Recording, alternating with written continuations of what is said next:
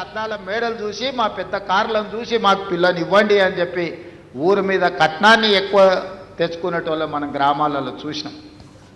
అదే విధానాన్ని ఆనాటి ప్రభుత్వంలో పెద్దలు పెద్ద పెద్ద బంగళాలు కట్టిరు, అద్దాల మేడలు కట్టిండ్రు, రంగుల గోడలు చూపించారు. కానీ రైతుల యొక్క ఆర్థిక వ్యవస్థ చిన్న భిన్నం అయిపోయింది. విద్యార్థులకు ఫీజు రియంబర్స్మెంట్ ఇవ్వలేని పరిస్థితి, రైతులకు రుణమాఫీ చేయలేని పరిస్థితి, రైతులు పండించిన పంటను కొనుగోలు చేయలేని దివాలా పరిస్థితి తెలంగాణ రాష్ట్రంలో ఉండే. ఆనాడు అసెంబ్లీ సాక్షిగా ఆనాటి పెద్ద ఆయన చెప్పిండు, మేమేం సత్రం నడపలేము, ఈడ రైతులకు మేము పండించిన పంట కొనాలంటే 7,000 కోట్ల రూపాయల నష్టం వచ్చింది, మేమెందుకు కొంటాం, ఊరేసుకుంటే మీరు ఊరేసుకున్నట్టే. ఆనాడు చెప్పిన మాట వాస్తవం కాదా అని నేను మిమ్మల్ని అడుగుతున్నా. మిమ్మల్ని అందరినీ ఒరేసుకోవద్దు, ఒరేసుకుంటే మేము కొనుగోలు చేయం, ఒకవేళ మీరు ఒరేసుకుంటే ఊరేసుకొని చావాల్సిందే అని రైతులకు చెప్పి స్వయంగా వాళ్ళ వ్యవసాయ భూమిలో ఫామ్ హౌస్లో 150 ఎకరాల ఒడ్లు పండిస్తే అవి మొత్తం తీసుకొచ్చి బహిరంగంగా పెట్టిన. ఆనాడు వాళ్ళ పొలంలో పండించిన వడ్లకు 4,200 రూపాయలు ధర ఇచ్చి కొనుగోలు చేసేటోళ్ళు వచ్చారు. మరి మనం పండించిన పంట 200 తక్కువైనా 2,000కు మేము అమ్ముతాం అంటే కొనేటోళ్ళు లేరు.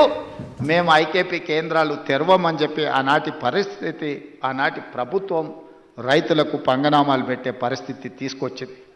ఇవన్నీ ఇంకా మర్చిపోలే, ఇప్పుడే ఆనాటి గాయాలు మానిపోలే.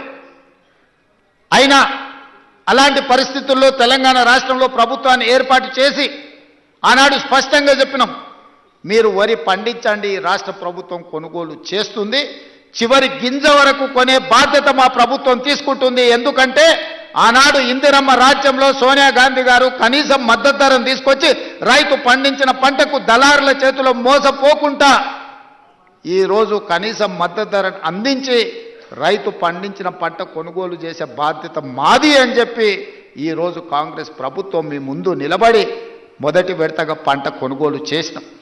రెండవ విడతకు వచ్చినప్పుడు నేను చెప్పిన పెద్దలు ఉత్తమ్ కుమార్ రెడ్డి గారితో మాట్లాడి, అన్న దొడ్డు బియ్యం తింటలేరు, ఈరోజు గ్రామాలలో చైతన్యం వచ్చింది. రైతులు స్వయంగా 10 రూపాయలు ఖర్చైనా కూలికి పోయి ఉపాధి హామీ కూలీ చేసుకునే పేదలు కూడా ఈరోజు సన్న బియ్యంతో బుక్కడు అన్నం తింటుండ్రు. సన్న బియ్యం మనం ఇవ్వాలి, సన్న బియ్యం ఇవ్వాలి అంటే మన రైతులు సన్న వడ్లు పండించాలి. ఎందుకంటే తెలంగాణలో పండించే వడ్లు నాణ్యమైనవి, శ్రేష్టమైనవి. కానీ దొడ్డు బియ్యం పండిస్తే దొడ్డు బియ్యం తినే పరిస్థితి లేదు.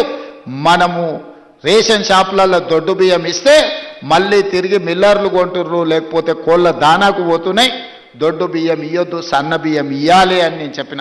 మరి ఏం చేయాలి, సన్న బియ్యం ఇవ్వాలి అని అంటే నేను చెప్పిన, మీరు రైతులకు విజ్ఞప్తి చేయండి, నేను చేస్తా, మీరు చేయండి. ఉప ముఖ్యమంత్రి గారు చేస్తారు, వ్యవసాయ శాఖ మంత్రి గారు చెప్తారు, రైతులకు సన్న వడ్లు పండిస్తే 500 రూపాయల బోనస్ ఇచ్చి ఆ వడ్లను కొంటాము, మాది బాధ్యత అని అంటే నమ్మకంగా, విశ్వాసంగా తెలంగాణ రాష్ట్రంలో పండించిన పంటలో 60% పోయినసారి సన్న వడ్లు మీరు పండిస్తే ఆ సన్న వడ్లను కొన్ని సన్న బియ్యం చేసి ఇవాళ పేదోళ్లకు సన్న బియ్యం రేషన్ షాపులలో పంచుతున్న మాట వాస్తవం కాదా? 6,40,000 కుటుంబాలు ఈరోజు రైతు వేదికలలో ఉన్నారు. ఇవాళ మా అక్కలీడికి వచ్చిండ్రు, రైతులు మాట్లాడినరు, మా ఆడబిడ్డలు మాట్లాడినారు. ఇవాళ పిల్లలకు రేషన్ షాపుల్లో మా ప్రభుత్వం ఇస్తున్న సన్న బియ్యంతోనే అన్నం పెడుతున్నారా లేదా ఒకసారి ఆలోచన చెయ్యండి. ఇవాళ మా రైతాంగానికి నేను ధన్యవాదాలు చెప్పదలుచుకున్నా. మీరు ఈ ప్రభుత్వం మీద నమ్మకంతో, విశ్వాసంతో బోనస్ ఇస్తారో ఇవ్వరో అని అనుమానం ఉన్నా మీరు సన్న వడ్లు పండించింది కాబట్టి ఆ సన్న వడ్లు ఇవాళ బియ్యంగా మారి పేదోళ్ళ కడుపు నింపుతున్నది అని అంటే రైతులు చేసిన ధైర్యం. అందుకే మీరు పండించిన సన్న వడ్లకు 500 రూపాయల బోనస్ ఇచ్చి కొనుగోలు చేసినాం. ఇవాళ ధైర్యంగా నిటారుగా నిలబడి తెలంగాణ రాష్ట్రం నెంబర్ 1 వడ్లు పండించడంలో ఒక్క సంవత్సరంలో 2